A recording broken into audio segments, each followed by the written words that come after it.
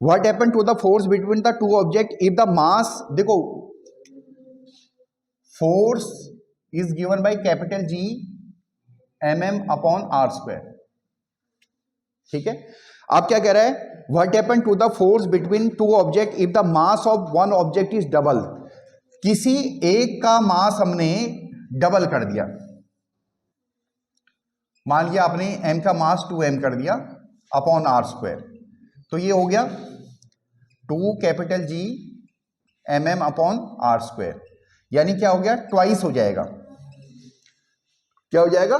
Twice हो जाएगा। आया समझ में, नहीं आया, क्लियर है। अगला, distance between the object is doubled, distance between the object is doubled and tripled, मतलब दो केसेस दे रखे हैं कि अगर उनके बीच का डिस्टेंस को डबल कर दिया जाए, अगर ये दूसरा पार्ट है, मास तो सेम रखा है, अगर डिस्टेंस को डबल कर दिया जाए, डबल बोले तो 2r कर दिया जाए, ठीक है, तो ये हो जाएगा capital G mm 4r square, यानी 1/4 इंटू एफ, यानी क्या हो जाएगा, 1/4 हो जाएगा। आया समझ में, नहीं आया। और अगर ट्रिपल कर दिया जाए डिस्टेंस को, तो डिस्टेंस को ट्रिपल कर दिया जाए, यस एक्सीलेंट, 1/9, तो आसानी तो है,